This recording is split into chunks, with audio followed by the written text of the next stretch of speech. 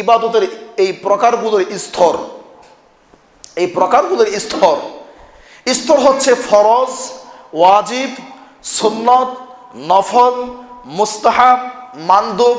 এগুলো ফরজ এবং ওয়াজিবের মাঝে কোনো পার্থক্য নেই মুহাদ্দিসিনে কেরামের কাছে, যারা ফকি তাদের কাছে আছে। ফরজ এবং ওয়াজিবের মধ্যে কোনো পার্থক্য নেই। বিধান হচ্ছে ফরজ যদি আপনি আদায় করেন নেকি পাবেন, না আদায় করলে গুনাহগার হবেন, অস্বীকার করলে কাফের হয়ে যাবেন। সহজ কথা। যত ফরজ বিধান ইসলামে আছে তিনটা কথা। এক, আদায় করবেন নেকি পাবেন, আদায় করবেন না গুনাহগার হবেন। অস্বীকার করছেন মানে এটা বিধানই না, এটা মানেনই না, ইসলাম থেকে বের হয়ে যাবেন। কারণ ইসলাম থেকে বের হওয়ার যে 10টি উল্লেখযোগ্য কারণ আছে তার মধ্যে এটা একটা। কি সেটা? ইমাম মুহাম্মদ বিন আব্দুল ওয়াহাব বলেছেন, আল্লাহর রাসূল যা নিয়ে এসেছেন সেটাকে ঠাট্টা করা, সেটাকে পরিত্যাগ করা, এটা হচ্ছে ইসলাম থেকে বের হওয়ার একটা কারণ। আবিল্লাহি ওয়া আয়াতিহি ওয়া রাসূলিহি কুনতুম তাস্তাহজিউন, সূরা তওবার আয়াত। আল্লাহর সাথে, রাসূলের সাথে, তার বিধানের সাথে তোমরা ঠাট্টা করছো। তাহলে ফরজ এবং ওয়াজিব বুঝলাম। এবার সুন্নত এবং নফল। সুন্নত নফল একই জিনিস, মুস্তাহাব মানদুব একই জিনিস, একটু পার্থক্য আছে। সুন্নাতে মুআক্কাদা, সুন্নাতে গায়রি মুআক্কাদা। সুন্নাতে মুআক্কাদা যেগুলো নবী সাল্লাল্লাহু আলাইহি সাল্লাম বেশি গুরুত্ব দিতেন, ফজরের আগে 2 রাকাত সুন্নত, জোহরের আগে পরে 4 রাকাত সুন্নত বেশি গুরুত্ব দিতেন নবী সাল্লাল্লাহু আলাইহি সাল্লাম। তিরমিজির 1269 নম্বর হাদিস, রাসূলুল্লাহ সাল্লাল্লাহু আলাইহি সাল্লাম বলেছেন, মান হাফাজা আলা 4 রাকাআতিন ক্বাবলা যুহরি, যারা জোহরের আগে 4 রাকাত সুন্নত পড়লো, ও 40 বাদাহা, জোহরের পরেও 4 রাকাত পড়লো, হারামাহুল্লাহু আলাইহি আন-নার, আল্লাহ তার জন্য জাহান্নাম হারাম করে দিবেন। সুবহানাল্লাহ। কথাটা আবার চিন্তা করেন। কোরআন মাজিদে আল্লাহ বলছেন, ইন্নাহু মাইয়ুশরিক বিল্লাহ, যারা আল্লাহর সাথে শরীক করে, ফাকাদ হারামাল্লাহু আলাইহিল জান্নাহ, তাদের জন্য জান্নাত হারাম। আল্লাহর সাথে শিরিক করলে জান্নাত হারাম, জোহরের আগে পরে 4 রাকাত নিয়মিত করলে তার জন্য জাহান্নাম হারাম। তার মানে জান্নাত ওয়াজিব। আল্লাহর সাথে শিরিক করলে জাহান্নাম হারাম, জোহরের আগে পরে 4 রাকাত পড়লে তার জন্য কি? জাহান্নাম হারাম, মানে জান্নাত ওয়াজিব। সুবহানাল্লাহ। আল্লাহ আমাদের সকলকে এটার উপর আমল করার তৌফিক দিক, আল্লাহুম্মা আমিন। এই ফজিলতটি অর্জন করার জন্য তিরমিজির 426 নম্বর হাদিস, আল্লাহর নবীর স্ত্রী উম্মে হাবিবা বলছেন, আল্লাহর নবী সাল্লাল্লাহু আলাইহি সাল্লাম কানা ইযা লাম ইউসাল্লি 4 ক্বাবলা যুহরি, কোন ব্যস্ততার কারণে আল্লাহর নবী জোহরের আগে 4 রাকাত পড়তে না পারলে সাল্লাহুন্না বাদাহা, জোহরের পরে তিনি 4 রাকাত পড়ে নিতেন। সুবহানাল্লাহ।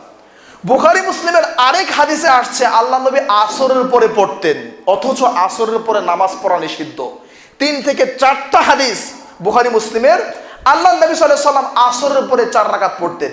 তো মুহাদ্দিসিনে কেরাম এটাই ব্যাখ্যা দিয়েছেন যে এই ফজিলতটা অর্জন করার জন্য মুহাম্মদ সাল্লাল্লাহু আলাইহি সাল্লাম জোহরের পরে 4 রাকাত পড়তেন, না পারলেও আসরের পরে পড়ে নিতেন।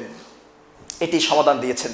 তো সম্মানিত উপস্থিতি, আমরা ফরজ জানলাম, করলে নেকি, না করলে পাপ, অস্বীকার করলে সব বাদ। করলে নেকি, না করলে পাপ, আর অস্বীকার করলে সব বাদ, মানে সে কাফের হয়ে গেছে। আর সুন্নত জানলাম, সুন্নতে মুআক্কাদা, গায়রে মুআক্কাদা। এবার মুস্তাহাব এবং মানদুব কি জিনিস? মা ইউআকাবু তারিকুহু, যারা মানদুব মুস্তাহাব ছেড়ে দিবে তাদের কোনো শাস্তি হবে না। ওয়া ইউসাবু ফাইলুহু, আর যারা মানদুব মুস্তাহাব আমল করবে তাদেরকে নেকি দেওয়া হবে। সহজ কথা, করলে নেকি, না করলে পাপ নাই। এর নাম হলো মানদুব এবং মুস্তাহাব। আমরা ইবাদতের স্তর সম্পর্কেও জানলাম। এবার আমরা জানবো ইবাদতের শর্তসমূহ।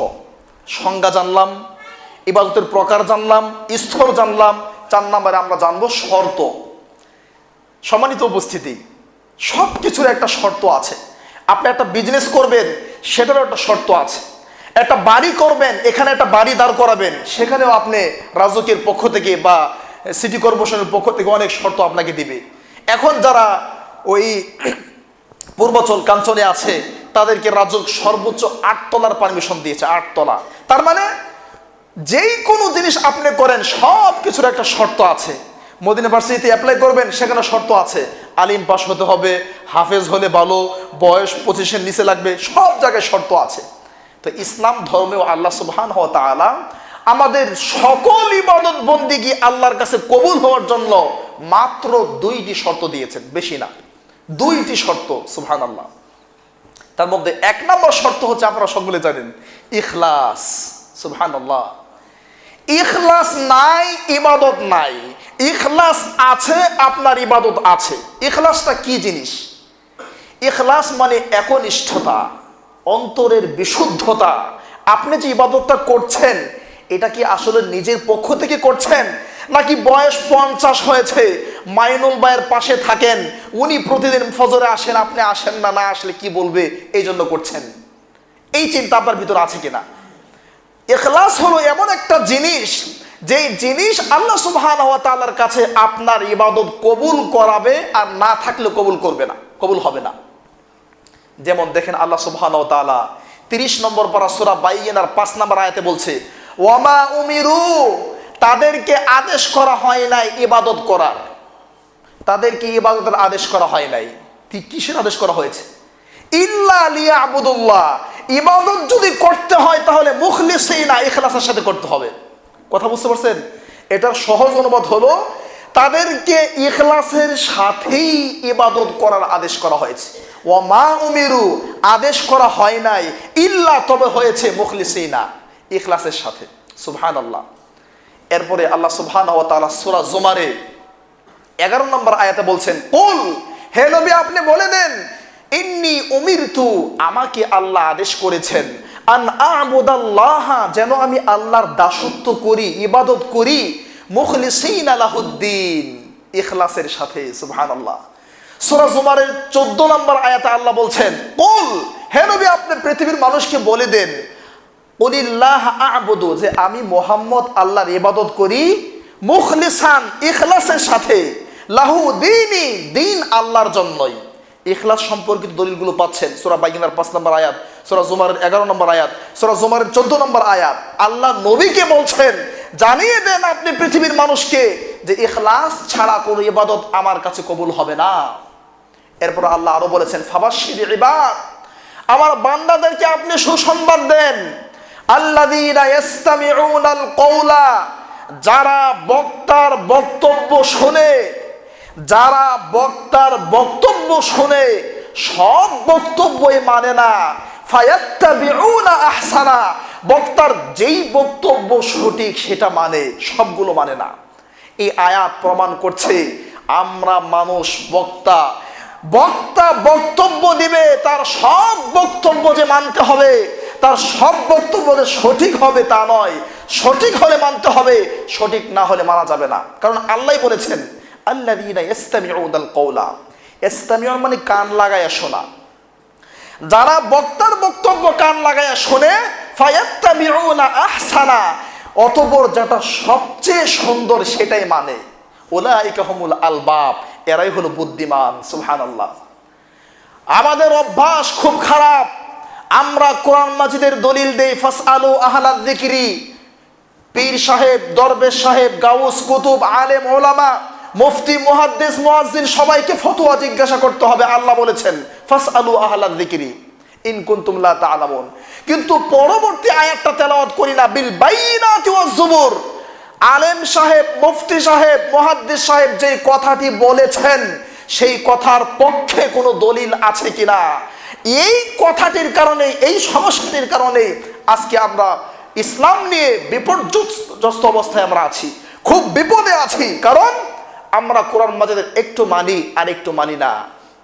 কেন? আলেম যে মিথ্যা কথা বলতে পারে, মুহাদ্দিস সাহেব যে মিথ্যা কথা বলতে পারে, মুফতি সাহেব যে মিথ্যা কথা বলতে পারে, এটা আমার নবী বলে গিয়েছেন। আল্লাহর নবী সাল্লাল্লাহু আলাইহি ওয়াসাল্লাম বলেছেন, ইয়াতি আলান নাসি জামান, মানুষের কাছে এমন একটা জামানা আসবে, এমন একটা যুগ আসবে, ইয়াতুনাকুম মিনাল আহাদিস, এই নামদারি আলেম ওলামারা তোমাদের কাছে এমন এমন হাদিস নিয়ে আসবে, ফাইন্নাহুম দাজ্জালুনা কাজ্জাবুন, এই আলেমরা আলেম নয়, এরা দাজ্জাল, এরা মিথ্যুক। এমন হাদিস তোমাদের কাছে নিয়ে আসবে বিমা লাম তাসমাউ আনতুম, যে হাদিস তোমরা শোনো নাই, ওয়ালা আবাউকুম, তোমাদের বয়স হয়তো 50-60 শোনো নাই, আরে তোমাদের বাপ দাদাও শুনে নাই। সুবহানাল্লাহ। তো তো বলবো যে আমাদের বয়স 50-60, আমরা হয়তো শুনি নাই, আমাদের বাপ দাদারা তো শুনছে না। ওয়ালা আবাউকুম, তোমাদের বাপ দাদারা শুনে নাই। ফাইয়াকুম ওয়া ইয়াহুম, সাবধান, এই দাজ্জাল থেকে, এই মিথ্যুক শ্রেণীর আলেম থেকে নিজেকে বাঁচিয়ে রাখো। লা ইউদিল্লুনাকুম ওয়া লা ইফতিনুনাকুম, সাবধান, এরা তোমাকে পথভ্রষ্ট করে ছাড়বে। সম্মানিত উপস্থিতি, হুজুরের কথা বলে, হুজুরের দোহাই দিয়ে ধর্ম চালালে, এই ধর্ম নিয়ে আল্লাহর কাছে ইবাদত বন্দেগী করে জান্নাতের আশা করা ভুল। এই জন্য সর্বপ্রথম আমাদেরকে ইখলাস ঠিক করতে হবে। আল্লাহ আমাদের সকলের ইখলাসকে ঠিক করার তৌফিক দিক। আল্লাহুম্মা আমিন।